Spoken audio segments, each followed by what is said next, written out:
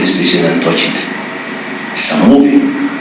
No shooting, nothing. No resistance. Some people just walk into a police station, take it over and touch it. That is, and you are not even told the inmates who are in the cells, were they released or not. There's nothing. It was state managed. This is what happened. Let me give you an example in Kikuyu. The office of the DCC was touched. The locals were touched. They are guarded by police. Somehow the police were not there and the touching went on. Then the leader of majority says some gangs wanted to attack his father who is 101 years, but he was not attacked. It was just an attempt, but he was not attacked. Yet the police station, the locals are attacked. Hi, you go to Nyeri. They burn Liva supermarket of some fellow there in Nyeri town. But the supermarket owned by the member of parliament for Kenya, there is an attempted attack, but it is not attacked because it is personal. It is not meant to be attacked. It's just something you are trying to do. Then you find here in Nairobi, at night, all businesses owned by people from the Mount Kenya region are attacked. Okay? You find that several businesses are attacked. Police are there. Nobody is arrested. Nobody is stopped. It's simply an onslaught on the community. Then the CS Interior comes and says, the goons in Nairobi were stranded, were from Murang'a, were from Nyeri, were from Kirinyaga, trying to profile a community to show that this issue that happened in Nairobi was done by the people from the Kikuyu nation. Okay? Then the following day go to Parliament. The scheme was turn the people of Central Kenya against Gachagua and other leaders who are popular in the region. That is why they are attacking on Kalau. People have told us in Kalau. All the groups who are there, none of them is a local. Yet they did it, police never did any action. This thing was still managed by government to target Kikuyu business premises. And then later, Moses Wetangula allowed a debate in parliament for 2 hours to blame Gachagua, to blame John Gathu, to blame John Kabushia, to blame Jane Kihara, to blame Okoji, to blame all leaders who are popular in Central Kenya region, hoping and believing that the people of Central Kenya can believe that their leaders who are very popular and who are loved by the people had organized violence against them. This is what has happened. The people of that region are very enlightened as we speak today. And William Ruto drove a narrative and made the people of Central Kenya hate Uhuru Kenyatta. He said he's a drunkard, he's useless, he's this and that. And the people of Mount Kenya, I included, believed him. We turned against Uhuru Kenyatta and hated him. The people of that region have made a decision.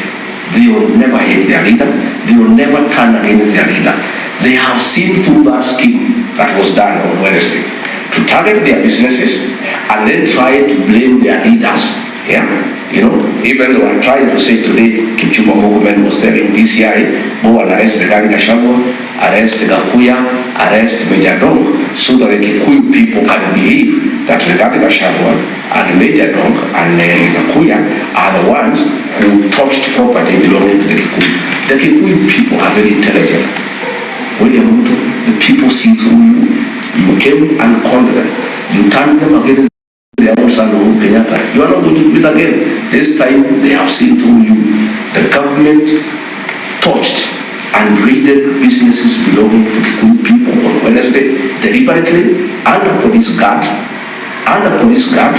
so that they can come and take the popular leaders in the region and blame them, hoping that they can hate the Gachagua, they can hate Mego, they can hate the other leaders, and prove back to William Ruto. William Ruto, let me tell you, but whatever little chance that existed, that the mountain would ever listen to you.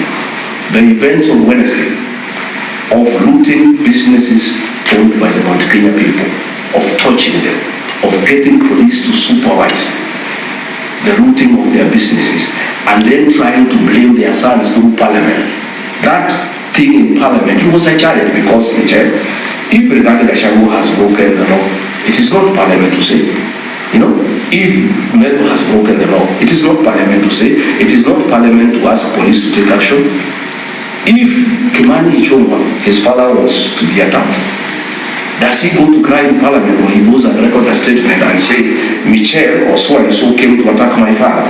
That was a stage money thing in Parliament to try to persuade the people around Kenya that all the businesses that were looted at night under police supervision, on the instructions of the government, they wanted to blame me and other people. We see through you, and I've told them, come and arrest me today. Go and arrest Gachagua, go and arrest me. So you don't fear arrest? We don't fear the arrest. But all I can tell them, the people of our region and our supporters kept quiet when they removed us from office. I am a very peaceful man. I asked my people, please don't take any action. You are very unhappy with what William Ruto has done to us as a community by taking our seat, by embarrassing us. Please just see. And I am saying, I no longer have the control of my supporters.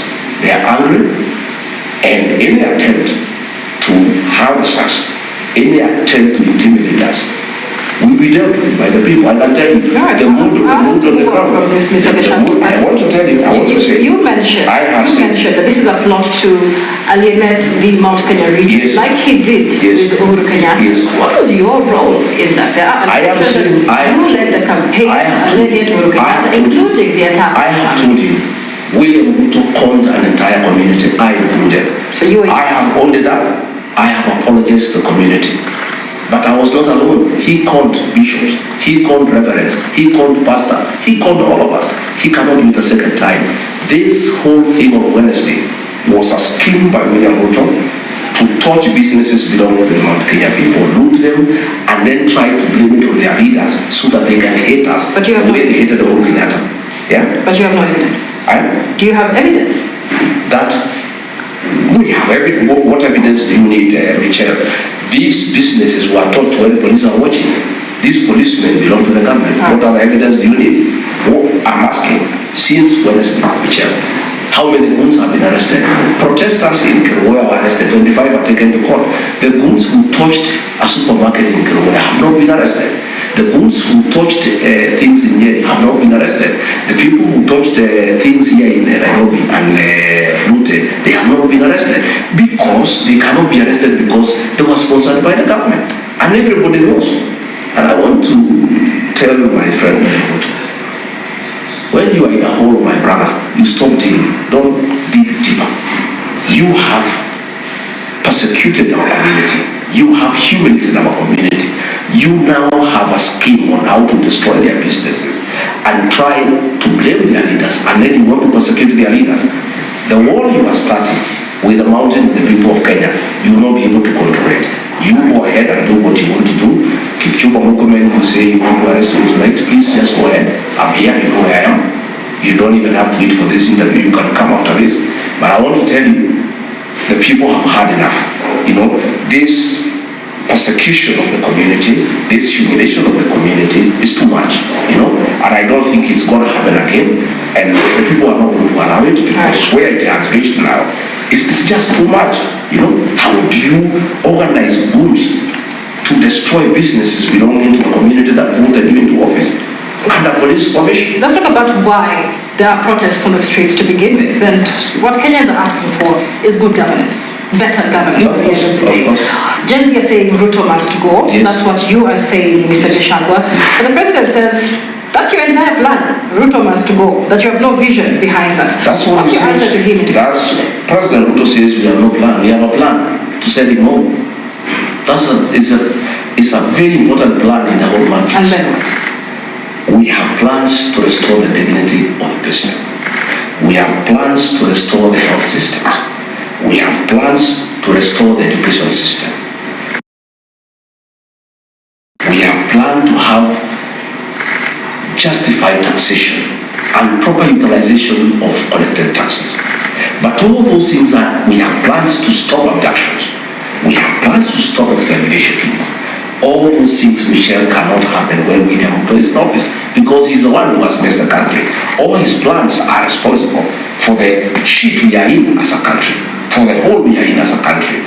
For those plans to take place, plan Number one is William Ruto must exit the space, and then all the other plans can work. And that is why he says we have no plan, because the plan that we have is to exit. Ordinarily, he wouldn't like it, and I don't want to blame him for it. But I want to say we have plans, but it's a prerequisite for all these plans to work. For us to stop corruption, for us to stop tribal appointments, for us to restore the dignity of the payslip, for us to restore education, the university financing model that can work, for us to restore health care and make sure that things are working. President William Ruto must be second. That is our plan. That is the plan of Gen Z. Indeed, it's a plan by the people of Kenya. As we go around the country, I heard him today crying about one time. There's nothing he can do.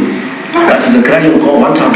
What about you said that you would like to fight for the dignity of the payslip? Yes. Because Kenyans feel raided, yes, so to speak, yes, by the taxation under the Kenya Funds Administration. How do you plan to do that? We must have reasonable taxation, Michelle, the housing level. Nobody wants government to do construct houses for you. That's not the work of government. The work of government, Michelle, is to do roads, water, electricity, sewage, and create a good environment by provision of security. It's not the work of government to build houses. Michelle, you build your own house, depending on your capacity and ability. So we are taxing people money to go and build houses that they don't need. Nobody is interested in that housing program. So that one we are going to scrap. We are going to scrap that the housing levy, so that we start giving a relief to the payslip. The issue of NSSF is something that needs to be discussed. You cannot impose, force people to save. Because people are saving on their own, by the way. And saving is an individual decision, Michelle. You may want to live your good life now when you are young and energetic, and you cannot force people to save. So that is something else we are going to look into. Again, Michelle, we want to tax people. And people have no problem with taxation. What people want is proper utilization of their taxes. We don't want to tax people to go and put up renovate state house and lodges for William Ruto. Those state houses have been there since 1900. He is spending billions of shillings renovating that state house like he is going to live there forever, or like it's a personal house. We are saying that our administration will have reasonable taxation and will do proper utilization of those taxes to the benefit and satisfaction of the people. All right, so let's talk about the DCP party, which is a vehicle that you've coined to get into power. Now, critics say that your party's leadership is dominated by tribesmen and political allies from the Mount Kenya region. Others say that the cousin tag that you've coined that is now going viral is you repackaging tribalism as a reform to make it cool. Why has it been so difficult for you to shed off that tribal tag? Well, that is a narrative by William Ruto. William Ruto is an expert in creating narratives. I've just told you he created for us the only people a narrative that Uhuru Kenyatta is a drug addict, and we believed it. He's a very believable fellow. But as we go on, people are learning that he's a liar and he's deceptive. My party, the party that I have from DCP, is not a private party. The deputy party leader, Cleopas Malala, is from Kakamega. He's not from Kenya or Nyandarua. The Secretary General, Hezron Ubaga, is from Kisii. That is not Embu. The Deputy Secretary General, Ole Kamwaro, is from Narok. That is not Embu. The Deputy Secretary General Strategy, Mabli Owino, is from Kisumu. That is not Onyoro. Let me tell you, it's a narrative created by William Ruto. According to William Ruto, when he and Raila Odinga gets together, that is national integration and national unity. If Gachagua sits with Fred Matiang'i, with Kalonzo Musyoka, with Eugene Amaro, and others, that is tribalism. Tribalism, according to William Ruto, is anybody who is not in his praise and worship team. But if you agree to sing his song, you are a nationalist. And in matters Tribalism. Look at today at the promotions that were done by the Department of Defense. All the senior positions were given to these tribesmen, and he is in everywhere saying people are tribal. If you look at parastatals in Kenya, they are about 250. 92 of them, the CEOs are from the Kalenjin community. That is tribalism. If you look at key institutions, even where he has given other communities, he has put PSs from his community under them. And let me tell you, why has the casting narrative gone viral? If it was a bad thing, why would it go viral?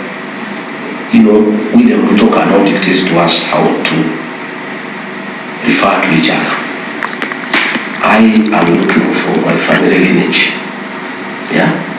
The Kambas are my cousins because the language they speak and the one I speak, we understand each other.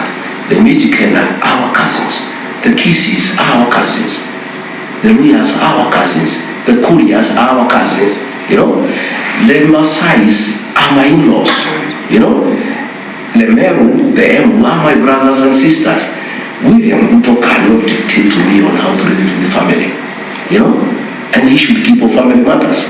He can relate with Raila Odinga. He calls him his brother. We don't have a problem.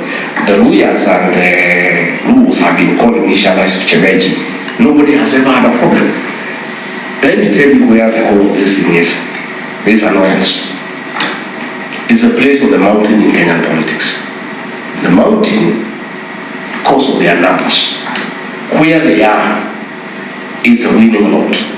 William Ruto is bitter that he won the election with the mountain. The mountain has left him to join others. And that is why they are saying this casting thing is a bad thing. But when the mountain voted for him, he was very happy. He never called us tribal. He was saying we are very good people. He was always visiting us. We don't have a contract with him, and he shouldn't have a sense of entitlement that the mountain must be with him. Right. The mountain has left him. The mountain is with other people. Let's talk about government. And the sooner he appreciates that the mountain people have a democratic right to work with other Kenyans, not him. It cannot be by force, right, because he wants to force us to like him or to vote for him, and we will not. We have a responsibility. We have a democratic right to work with Kalos. We have a democratic right to work with Matiani. We have a democratic right to work with Iriti Momalo. We have a democratic right to work with the Mijikenda. Why is he having a problem with that? I'm glad you bring us there. Let's talk about good governance. That is what Kenyans want. But we've seen you under the DCP party align with several people. We've seen Moses Kuria previously, Justin Muturi, Mithika Linturi. Yourself and these men have essentially been branded political rejects, the Kenya Kwanza administration. Linturi, for example, faced a motion to remove him from office for gross misconduct. Is a team of frontier the best you can offer as alternative government for Kenya administration? We are not political rejects because the people of Kenya never rejected me. It's William Ruto who rejected me. Justin Muturi was not rejected by the people of Kenya. He was rejected by William Ruto. Mithika Linturi was rejected by William Ruto. It's only William Ruto who rejected us. William Ruto is not the equivalent of the people of Kenya. That anybody he has a problem with is a reject. And you must ask yourself, where is the problem here? These are all people who supported William Ruto. But he has disagreed with all of them and he says they are incompetent. According to him, he is the only one who is competent. But you must ask yourself here, who is competent? Because after I have left, nothing has changed. After Kuria left, nothing has changed. Muturi has left, nothing has changed. Muturi has left, nothing has changed. What is the common denominator here in terms of failure? It's William Ruto in matters of incompetence. When he came in as president, we had a working health system. Today it has collapsed. When he came in, we had a working university financing model. It has collapsed. When he came in, roads were going on across Kenya. They are all stored. So in matters incompetence, it's William Ruto is incompetent, but he's very quick. It's like in the streets when pickpockets or fellows who go money, they would steal something from you, then shout, thief, thief, thief, thief. That is what William Ruto does to hide his own incompetence. He has changed his cabinet 4 times. Nothing has changed. So what is the common denominator that there is failure in government in Kenya, that nothing is working. The common denominator across the whole scenario is William Ruto. So you cannot say that we have been rejected by who? We have been rejected by one person, and as the works, the people of Kenya are also rejecting him because with the time they have realized where the problem is. Right. We have several people fronting themselves as alternative leaders for alternative leadership in the country. We had the retired Chief Justice David Maraga saying that he's positioning himself as the Gen Z candidate. You've also been speaking the Gen Z language, but which one of these candidates you included is actually listening to the Gen Z? Are you really listening or just using, riding on the wave? The Gen Z are very bright people. They are marvelous young people. I have such tremendous respect for them. You know, they know who they can trust in this country. The Gen Z know, and they are most moved when they were being killed and massacred by William Ruto and Kifreke. When everybody was demonizing them, when William Ruto was calling them the criminals, who came to stand for them? It was the Gachagua. I sacrificed my job as deputy president. A very good job with the parks, with security, with all appearance, you know. And I said, I want to stand with these children. And I attracted the wrath of William Ruto for starting with these young people. It's these young people, the Gen Z, who will look at the whole political landscape and will decide where they want to place their trust. And I think they are intelligent enough to know what they want to do. I don't want to force myself on the Gen Z.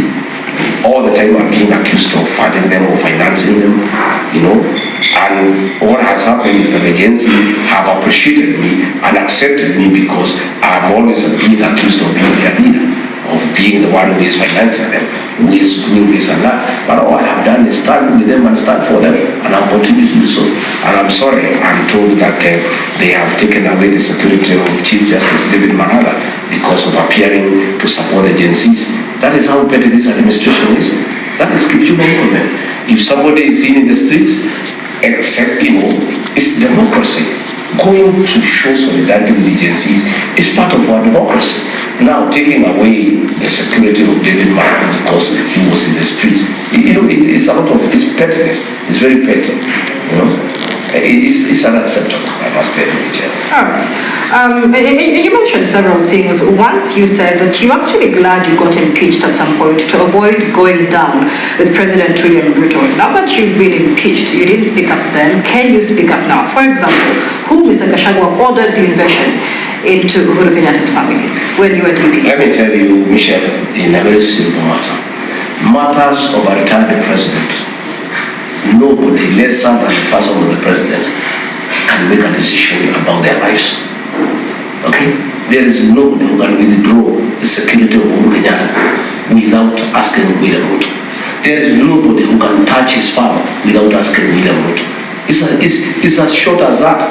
And William Ruto knew what he planned, and then he went out of the country so that it could look like we are the ones who are doing it. But I want to tell you from practice, and you can find out, matters to do with a retired president are decided by the president himself, and that settles the matter as to who could be responsible in doing this or not. All right, let's talk about the media. When you were DP, you were a huge critic of the media, never missing an opportunity to disparage the Fourth Estate, all up until just before your ejection as Deputy President. Now this week, after Wednesday's order against live broadcasts of the protest, we saw you coming up with a statement in support of media and press freedom. What has changed since? Michelle, I've never been against the media. I've been a critic of the media. You called us as I've been a critic of the media several times. I've been a critic of the media in a nice manner by granting an interview to ask me questions. That is what it is. I am entitled to my own opinion. The fact that I grant interviews any one time and answer any question, demonstrates my respect for the media. And I want to say that switching off the live stream was done deliberately so that the looting is not recorded, so that the goods are not recorded. I have told you it was that scheme by William Ruto and Kipchumba Murkomen, and that is why the media had to be switched off. And I want to tell William Ruto, please don't take us back to the 80s during the Moi era, William Ruto kindly, we are in 2025. How do you interfere with media freedom? The media freedom is a basic freedom that is well entrenched in the Constitution and the Bill of Rights.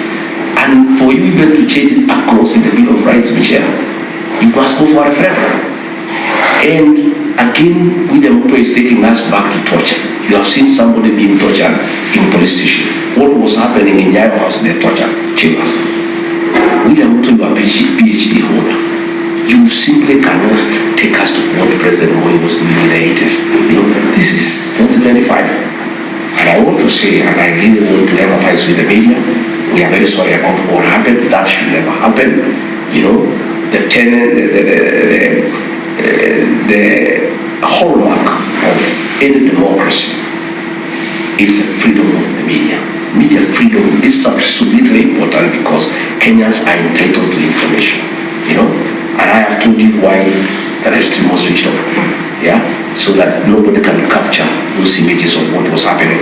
But the good thing is that with the advent of social media, the videos are coming through. We can see exactly what happened. It was not seen on mainstream media, but the videos are now being reviewed, and you put pieces together. You can see exactly what happened and why the TVs were being switched off. Right. But I am a fan of the media, and I am also a Christian of the media. The media has given me a lot of coverage, and that is because why I don't shy away from the media. I speak my mind, I answer any question. I will never support the kind of the media. But I reserve my right to criticize the media, but I will not cover the media. And I think those two things are different. Criticism is healthy. If you are not doing what in my view is not right, I'll say so. You are equally at liberty to criticize me and what I'm doing. And I'll never take any offense. I'll have the right of reply, and then you have to take, you know, a stand that you want to take. All right, Mr. Gachagua, as we wind up, what do you say to Kenyans who are watching today, many of them seeking answers and accountability? Kenyans who lost their friends, lost their families, who are shot at, who are angry and don't know who to believe in. I want to tell the people of Kenya not to give up. We are very resilient people, and 2 years is a long time, but not too long. The people of Kenya withstood the brutality of the colonial regime for years, but God saw them through. Again, we had 24 years of the Moi depression. Again, we prevailed. Another 2 years of the Ruto regime will prevail. And I want to say, I have never advocated the removal of President William Ruto from office through an opposition reason. I am a believer in the rule of law. I am a believer of the Constitution. I want President William Ruto to be removed from office through the ballot. I've heard him say, crying today, that he doesn't know how we want him to go home. I've heard him crying today. I saw him very mellow. The usual bravado is not there. I saw him very mellow, crying. Oh, people are saying, Ruto must go. I need to understand how I need to go. President, don't throw the ball back to us. Kenyans have decided you want to, you'll go. The decision of how you go is yours. There are two ways you can make a decision. One, you can resign and go in dignity. Two, you can wait for the people of Kenya to move you through the ballot in 2027. And I don't think anybody wants to overthrow William Ruto. All this nonsense that there was a coup, or they wanted to overthrow William Ruto, is not nonsense. It's just Ruto boys trying to hype him and cheat him, so that he doesn't see the reality that Kenyans are agitating for reforms. Kenyans are agitating for good governance. They want to just lie to William Ruto that all this clamor you are seeing is not genuine. Kenyans are not angry. They still love you. Oh, they still support you. They are all lies. Oh, it was a coup. Oh, they want to overthrow you. That is all nonsense. Kenyans are agitating for change. They want to build governance, and then to abductions, and then to extrajudicial killings, and then to corruption. And I think Kenyans are decent enough to allow William Ruto to finish his term, and they exit him in a constitutional way. I mean, myself, I'm a firm believer. That's why I talk about one term. I don't talk about half term. I want William Ruto to serve the remaining 2 years through the ballot. We take him home. But if he decides his time, the way he has talked today, ask him how we want him to go, he has the opportunity, if he wishes, he can resign and go, and then we proceed.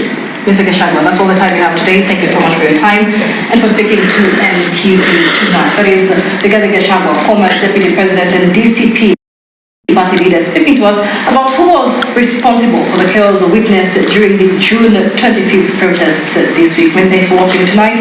My name is Michelle Ngele Odiabo. Good evening.